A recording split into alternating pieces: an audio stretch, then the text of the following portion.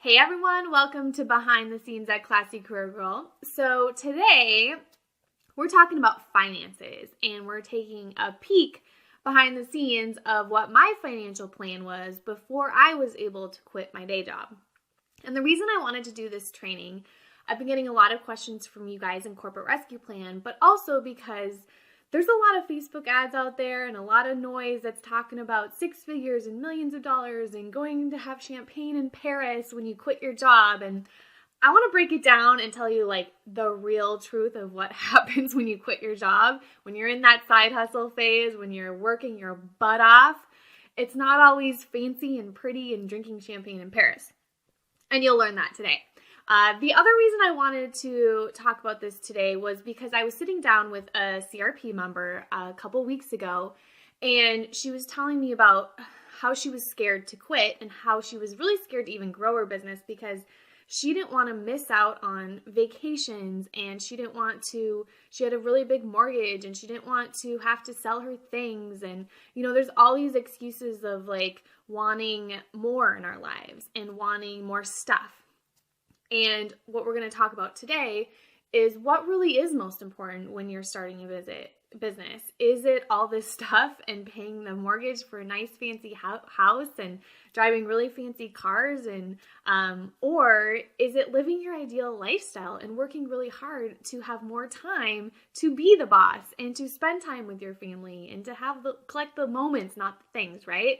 So that's what this training today is really all about, is creating your financial plan to figure out what you value most and what your goals really are, so that when you do quit your job, you're okay, you're confident that you can quit your job and you're not drowning in bills and unable to make it, unable to support yourself and your business and your family. So let's go over some of the steps that I did when I was quitting my job. So the first big one for us is getting out of debt.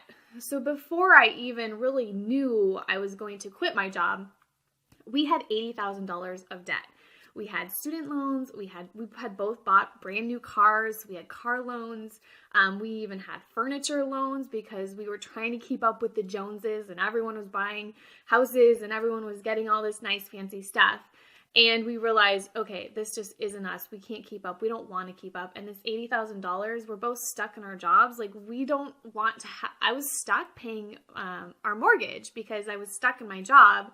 I couldn't quit my job. I couldn't even go part-time at my job because we just had so many expenses that we had to pay. So that's really the first step, is to evaluate what kind of debt you have and to figure out if there's a way that you can start decreasing that debt, because when you do quit, that's just one of the expenses that you just don't want to have. You want to limit your expenses as much as possible when you are a full-time business owner.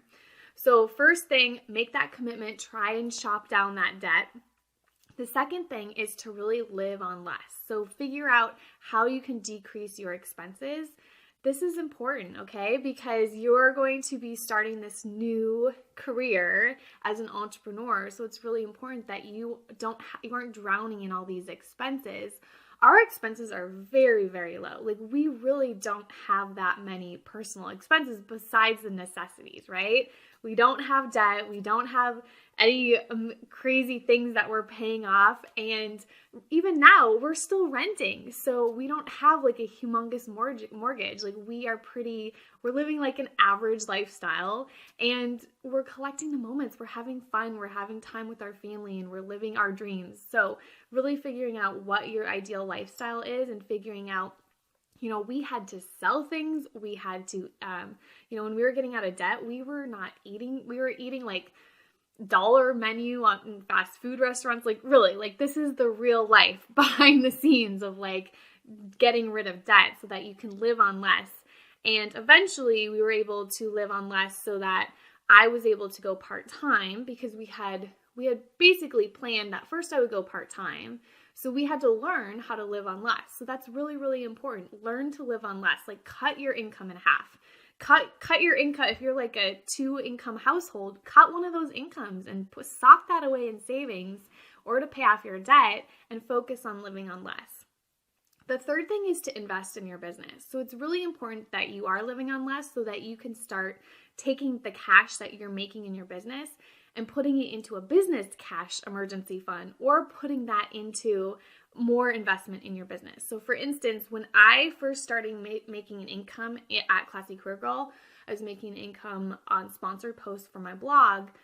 I didn't take any of that money out to spend on anything in my personal life. All I did was say, okay, I'm now making $200 a month. I can afford $200 a month for a VA.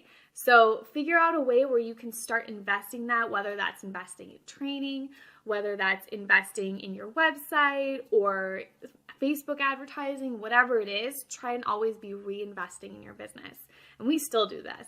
You know, of course we need some money out because we need to be able to live, but because we have those low expenses, we can now invest a lot back into learning and growing and purchasing consulting and stuff that's really going to make our business grow even farther.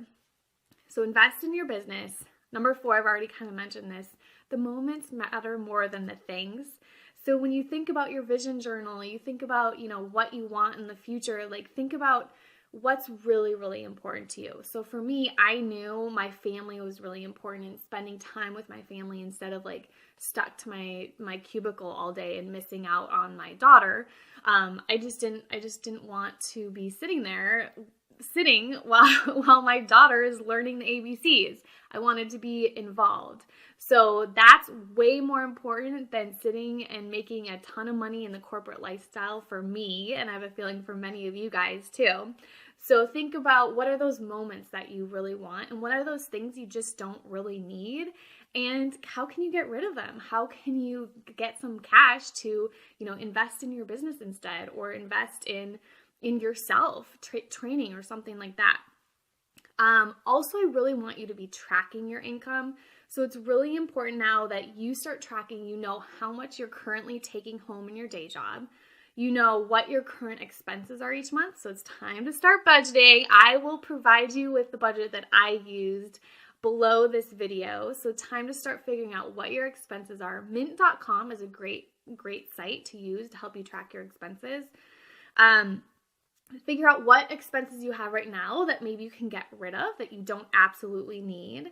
And then figure out what is that amount of money that you need to make in your new business to be able to quit your day job. So this is a really, really great exercise because it's going to help you create your business plan, because in your business plan, you're going to figure out how to make the profit that you need to make. So this is the first step. This is actually in phase 1 of the freedom plan, is figuring out what you need to make at your new job so that we can figure out how many things or how many services we need to sell, how many clients you need to make your goals. So we want to figure out what is that monthly income that you need on a monthly basis. And this is just going to help you make it so much more real. You're not going to be like stressed about the money anymore because now it's on paper. Now you know what you need to make, and it's just a matter of creating that business plan and figuring out how many sales you need to make that number. That's it. That's it. It's not that crazy. The other thing, number 6, would be to create your emergency fund so that when you do quit, you do have that 3 to 6 month. I would aim for 6 months, but I know that's really hard. Have that emergency fund so you are not super stressed when you quit. So luckily for us, you know, when I quit, we knew we'd be okay. We had that emergency fund built up. We had already gotten rid of all of our debt, so we were going to be okay. So that was a huge relief. I wasn't like super stressed with the newborn trying to figure out how I was going to make income. And then John, when he quit as well, a few months later, not unexpectedly, we planned it out, but it happened a lot sooner than we had planned, but we knew we'd be okay because we had 6 months savings. So it was like, if the worst of all worst things happen, we have 6 months to make this work. And so it really reduced some of that stress of like that first month. If things didn't go perfectly as planned, we were going to be okay. So continue to save up that emergency savings plan. If you want more tips, the book that we use that really helped us get out of debt and really build up our savings was The Total Money Makeover by Dave Ramsey. And I'll link that below too. So that's a great book. If this training is like right on for you and you needed to hear this information, then you need to get that book as well. The 7th tip for you is to really quit when you're confident about your income and about your money. So I think that's really important to be doing all these things we talked about, to have that savings plan aside, so that when you quit, you're confident. You know you can do this. You know, maybe you already have a couple of clients and you're going to be okay. So that's my goal for you in that side hustler phase, is to get you to that point where you're comfortable and you're confident in your quit date and you're comfortable writing that resignation letter. It's scary. You're making a huge leap, but I want you to be as confident as possible and doing all this stuff we're talking about, even though this stuff isn't necessarily growing your business, right? This is kind of like your personal finances that we're talking about here, but all of this is setting you up for your business success, because a lot of it when you quit is mindset. So if you're stressed and worried about money, it's going to be even harder to make that sale, because you're going to be going after the money instead of really going after your passion and helping people and providing value. So check out the Total Money Makeover if this is good for you. And I also want you, number 8, to really start budgeting for your personal life right now. So I'll include my budget below.